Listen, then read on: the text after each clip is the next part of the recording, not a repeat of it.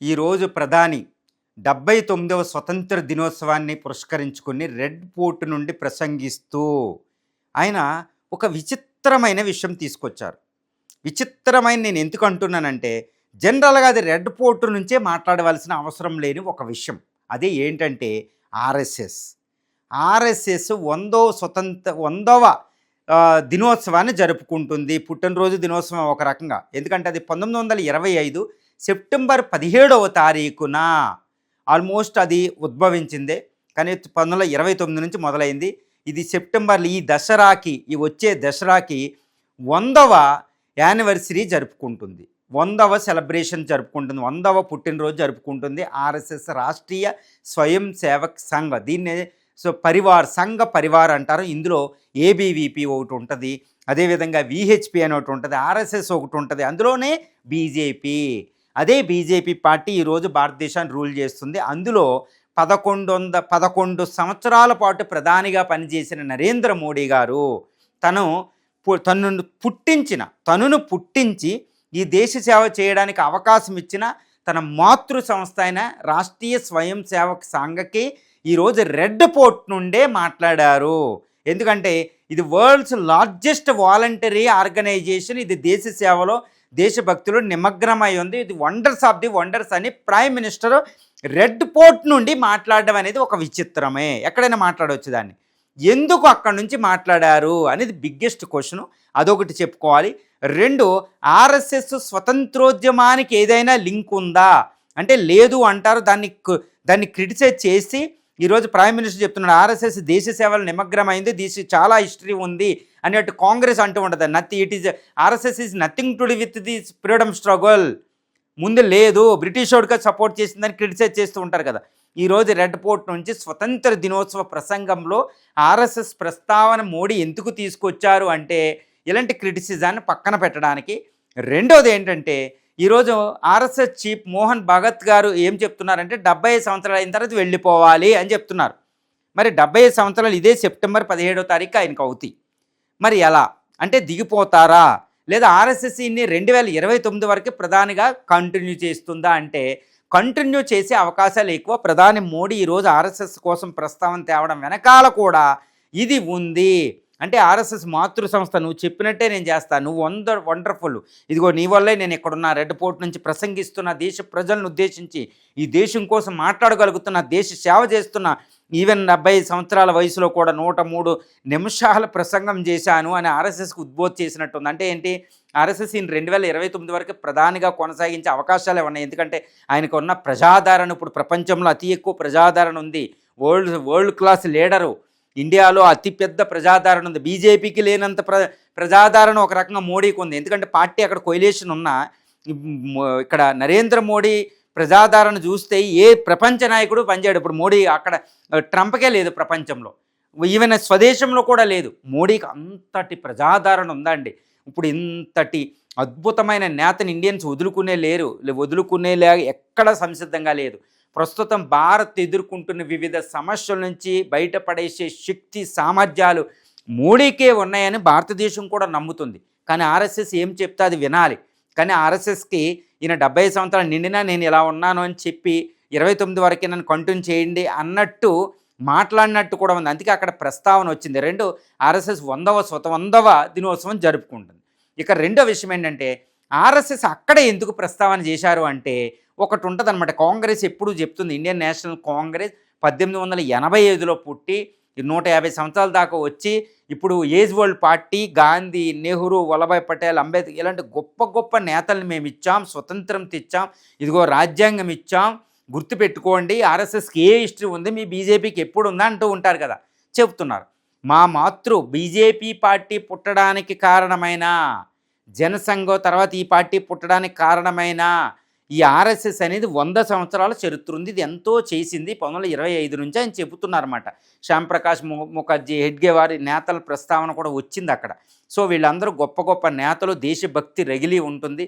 వీళ్ళు చేశారు. One of the కాదండి, వరల్డ్స్ లార్జెస్ట్ ఎన్జిఓ ఇది, నాన్ గవర్నమెంటల్ ఆర్గనైజేషన్. దాన్ని వర్ణించలేని ఒక అద్భుతమైన ప్రసంగం ఆయన చేశారు. ఇప్పుడు ఆర్ఎస్ఎస్ ఏంటి, ఆర్ఎస్ఎస్ రోలు 100వ దినోత్సవం జరుపుకుంటుంది కాబట్టి, యానివర్సరీ జరుపుకుంటుంది కాబట్టి, అసలు RSS role in Indian history చూస్తే 1925లో ఎందుకు పుట్టింది అంటే, అక్కడ ముస్లిం లీగు ఒకళ్ళు స్థాపించడం జరిగింది. జిన్నా 1906లో ఢాకాను కేంద్రంగా. ఓకే. దానికి ప్రతిస్పందనగా ఆర్ఎస్ఎస్ హిందూ మహాసభ, దాని నుంచి ఆర్ఎస్ఎస్ పుట్టడం జరిగింది. గొప్ప గొప్ప నేతలు శ్యాంప్రకాష్ ముఖర్జీ, దీన్ దయాళ్ ఉపాధ్యాయ, వీళ్ళందరూ గొప్ప నేతలు అందులో ఉన్న హెడ్గే వారు, తర్వాత సావర్కర్ నుంచి ఎక్కువ రావడం, ఆయన ఐడియాలజీ రావడం, ఇలా ఎంతో గొప్ప గొప్ప ఐడియాలజీతో వచ్చింది. ఈ ఆర్ఎస్ఎస్ ఐడియాలజీ ఏంటంటే Hindutva, Hindu nationalism, to protect the interest of the Hindus, Hindu ధర్మాన్ని ప్రొటెక్ట్ చేయడం అనేది పెద్దదనమాట. ఇది దేశం, ఇది మెయిన్ ఐడియాలజీ అనమాట. దీని నుంచి విశ్వ హిందూ పరిషత్ అని, బీజేపీ అని, జనసంఘ, తర్వాత బీజేపీ 1980లో పుట్టడం జరిగింది. 77 తర్వాత దాకా జనసంఘ ఉండదు 1950 నుంచి. తర్వాత బీజేపీ ఇప్పుడు ఈరోజు అధికారంలోకి వచ్చింది, గుర్తుపెట్టుకోవాలి. సో ఈ విధంగా రాజకీయ, ఆర్థిక, సామాజిక, కల్చరల్ యాక్టివిటీస్లో కూడా ఆర్ఎస్ఎస్ అనేది అన్ని విస్తరించింది. ఇది 1925లో కేవలం 15-25 మందితో మొదలైన ఈ సభ నాగపూర్ గ్రౌండ్లో మొదలుపెట్టిన హెడ్గేవార్ ద్వారా మొదలైన ఈ ఆర్ఎస్ఎస్ ఈరోజు 100 సంవత్సరాల తర్వాత 60 లక్షలు, సుమారు 6 మిలియన్ల సభ్యులు యాక్టివ్గా ఉండి 73,000+ బ్రాంచులతో ప్రపంచంలో అతిపెద్ద నాన్ గవర్నమెంట్ ఆర్గనైజేషన్గా ఉంది. ఇదే ప్రైమ్ మినిస్టర్ మోడీ గారు మాట్లాడింది. ఇది నాగపూర్ హెడ్ క్వార్టర్గా 73,000 సెంటర్లు ఉంటాయి. ఇప్పుడు మోహన్ భగత్ దీనికి హెడ్గా, చీఫ్ ప్రీస్ట్గా ఉన్నారు. ఇది ఏంటంటే దీనికి ఉన్న పెద్ద క్రిటిసిజం ఏంటంటే ఇది హిందుత్వ అల్ట్రా నేషనలిస్టు, హిందూ ధర్మాన్ని పరిరక్షించదు కాబట్టి మైనారిటీలో పెద్ద గొడవలు పెడుతుంది అంటారు. కాకపోతే ఇది 1952 ముందు అంగీకరించకపోయినా తర్వాత 2002లో ఇది నేషనల్ ఫ్లాగ్ని యాక్సెప్ట్ చేసింది. ఇన్ని సంవత్సరాలు ఇంటికి యాక్సెప్ట్ చేయలేదు, 52 సంవత్సరాల పాటు నేషనల్ ఫ్లాగ్ లేదు వీళ్ళకి అని కాంగ్రెస్ అంటూ ఉంటుంది. కానీ they accepted the national flag అనేది మనం గుర్తుపెట్టుకోవాలి. రాజ్యాంగాన్ని అది కూడా గుర్తించింది. అంటే నాన్ గవర్నమెంట్ ఇండియా అనేది ఉంటుంది. ఈ రాజ్యాంగంలో ఉన్న సెక్యులర్ను గుర్తించదని కాంగ్రెస్ విమర్శిస్తూ ఉంటుంది. ఇప్పుడు రాహుల్ గాంధీ అంటూ ఉంటారన్నమాట, వాళ్ళకి మనుస్మృతి కావాలి, మాకు సంవిధానం కావాలని రీసెంట్గా ఆయన విమర్శించడం కూడా జరిగింది. కానీ అదే ఆర్ఎస్ఎస్ నుంచి వచ్చిన ప్రధాని నాకు రాజ్యాంగం ఎలాంటిదని ముందు ప్రసంగించి తర్వాత ఆర్ఎస్ఎస్ కూడా ఉంటుందని ఆయన చెప్పడం జరిగిందనమాట. ఇప్పుడు అధికార పార్టీ గత 11 సంవత్సరాలుగా అది రాజ్యాంగం అమలు జరుపుతుంది. ఆర్ఎస్ఎస్ మాతృ సంస్థ నుంచి వచ్చిన ఆ నేతలందరూ రాజ్యాంగాన్ని అమలు జరుపుతున్నారు. అందులో ఎటువంటి తిరుగు లేదు. ఈ విషయం గుర్తుపెట్టుకోవాలి మనం. ఇది ఈ విధంగా ఎంతో క్రిటిసిజం దీనిపైన ఉంటుంది. కానీ ఆర్ఎస్ఎస్ ఏంటంటే ఇంకొకటి ఉంది, అక్కడ మహానేతలు దీనికి ఎవరూ లేరు.